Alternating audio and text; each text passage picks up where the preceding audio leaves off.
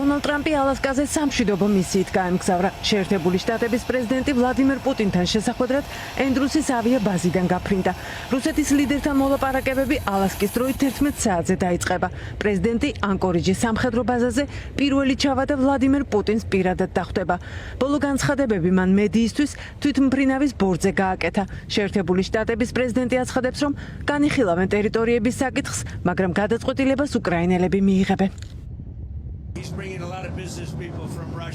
Შემამჩნია, რომ პუტინს ბევრი ბიზნესმენი მოჰყავს რუსეთიდან. ეს კარგია, მე ეს მომწონს, რადგან მათ ბიზნესის კეთება უნდათ, მაგრამ ისინი ბიზნესს ვერ გააკეთებენ, სანამ ეს ომი არ დამთავრდება. ჩვენი ეკონომიკა ძლიერია და მას სურს მშვიდობა, რადგან მისი ქვეყანა ეკონომიკურად არ არის ძლიერი. ტერიტორიების გაცვლა განხილული იქნება, მაგრამ უკრაინას მივცემ საშუალებას გადაწყვეტილება მიიღოს.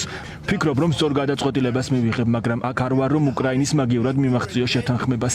არსებობს შესაძლებლობა, რომ შეერთებული შტატები ჩაერთოს უსაფრთხოების გარანტიებში ევროპასთან ერთად, მაგრამ ეს არ იქნება ნატოს ფორმატში. თუ გამოჩნდება, რომ რუსეთი დაინტერესებული არ არის მშვიდობით, შედეგები იქნება მკაცრი. ამას ჩემთვის არ ვაკეთებ, კონცენტრირებული ვარ ჩვენს ქვეყანაზე, მაგრამ მინდა ხალხის სიცოცხლე გადავარჩინო.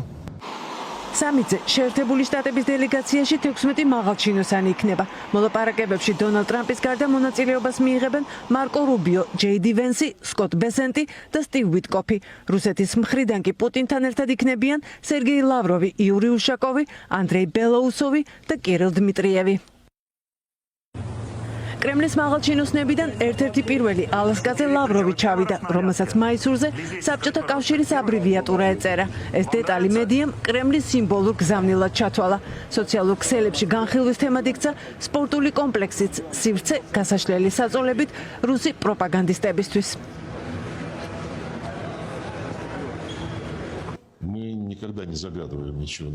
ჩვენ წინასწარ არაფერს გეგმავთ, ჩვენ ვიცით რა გვაქვს არგუმენტები, გვაქვს გასაგები და მკაფიო პოზიცია, რომელსაც დავაფიქსირებთ. უკვე გაკეთდა ბევრი რამ სტივ ვიტკოფის ვიზიტების დროს. პრეზიდენტმა ამის შესახებ განაცხადა და ვიტკოფიც გამოვიდა პრეზიდენტ ტრამპის სახელით. იმედი გვაქვს, რომ გავაგრძელებთ ამ სასარგებლო დიალოგს. ალასკისკენ მგზავრობის დროს შეერთებული შტატების პრეზიდენტი ტელეფონით ელაპარაკა ბელარუსის ლიდერს. დონალდ ტრამპმა სოციალურ ქსელში დაწერა, რომ 1300 პოლიტპატიმრის გათავისუფლების საკითხთან ერთად ლუკაშენკოსთან განიხილა დღევანდელ სამიტთან დაკავშირებული თემებიც. ამ დროს რუსეთის ლიდერი მაგადანში იმყოფებოდა. პუტინმა მოინახულა ქარხანა, სპორტული კომპლექსი და მაღალჩინოსნებთან ვიდეო კონფერენციის ჩატარებაც მოასწრო. ის ალასკაზე უცვლელი პოზიციით ჩადის. სურს ომის დასრულება, მაგრამ საკუთარი პირობებით. საკუთარი პირობები აქვთ უკრაინისა და ევროპული ქვეყნების ლიდერებსაც. ნამდვილად ფსონები მაღალია, მთავარია, რომ ამ შეხვედრამ რეალური გზა გაუხსნა სამართლიან მშვიდობას და არსებით დისკუსიას ლიდერებს შორის სამმხრივ ფორმატში, უკრაინის შეერთებული შტატების და რუსულ მხარეს შორის. დროა ომი დასრულდეს და რუსეთის მხრიდან უნდა გადაიდგას საჭირო ნაბიჯები. ჩვენ ამერიკის იმედი გვაქვს, მზად ვართ როგორც ყოველთვის, ვიმუშაოთ შეძლების დაგვარად პროდუქტიულად. უკრაინაზე უკანონო თავდასხმებიდან 3 წელიწად-ნახევრის შემდეგ რუსეთს აქვს შესაძლებლობა დათანხმდეს ზავს და დაასრულოს ბრძოლა. ველით, რომ პრეზიდენტი პუტინი მიიღებს პრეზიდენტ ტრამპის დიალოგის შეთავაზებას სერიოზულად და ალასკის შეხვედრის შემდეგ დაიწყებს უპირობოდ მოლაპარაკებებს უკრაინასთან. ბოლო რამდენიმე დღის განმავლობაში გერმანიამ უკრაინასთან და ევროპელ მოკავშირეებთან ერთად დასახა მშვიდობისაკენ მიმავალი გზა, რომელიც დაიცავს ევროპისა და უკრაინის უსაფრთხოების ინტერესებს. მიზანი უნდა იყოს სამიტი, რომელსაც პრეზიდენტი ზელენსკიც დაესწრება. ამ სამიტზე საჭიროა ცეცხლის შეწყვეტაზე შეთანხმების მიღწევა. უკრაინა საჭიროებს უსაფრთხოების ძლიერ გარანტიებს. ტერიტორიული საკითხები მხოლოდ უნდა გადაწყდეს უკრაინასთან შეთანხმებით. 15 აგვისტო კარგი დღეა რუსეთთან მოლაპარაკებებისთვის ომსა და მშვიდობაზე. ამ დღეს 105 წლის წინ ვარშავის ბრძოლისას პოლონელებმა შეაჩერეს წითელი არმია ევროპისკენ მარშით მსვლელობის დროს. საბედნიეროდ ჩვენ არ ვიცოდით, რომ რუსეთი უძლეველი იყო და დავამარცხეთ. მშვიდობა სიძლიერის გზით სხვა არაფერია საჭირო.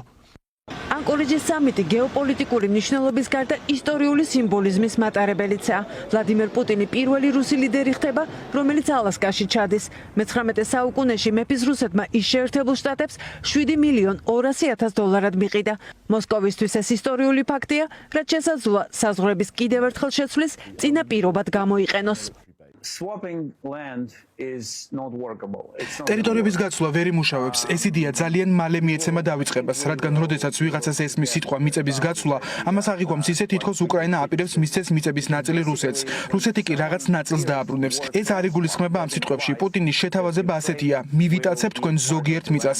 მე კი ძალიან პატარა ნაწილიდან გავიყვან ძალებს, მაგრამ თქვენ პირობა უნდა დადოთ, რომ არასდროს გექნებათ პრეტენზია ტერიტორიის იმ ნაწილზე, რომელიც ჩემი კონტროლის ქვეშ იქნება და რომელსაც თქვენ იურიდიულად აღიარებთ. სამართალმცოდნეობაც კი არაა საჭირო იმის გასაგებად, რომ ეს გარიგება არაფერ შუაშია ტერიტორიების გაცვლასთან.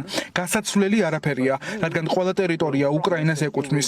ერთადერთი სიცოცხლისუნარიანი საკითხი, რომელიც მიწებს უკავშირდება და რომელიც სინამდვილეში დიდი ბარიერია მოლაპარაკებებში, არის ამ საქმის დატოვება ნაცრისფერ ზონაში, სადაც ორივე მხარეს ექნება პრეტენზია მათ კუთვნილებაზე. თუ პუტინი ამ დათმობაზე არ წავა, მოლაპარაკებები უშედეგო იქნება. ალასკაზე კრემლის ლიდერს საპროტესტო აქციებით ხვდებიან.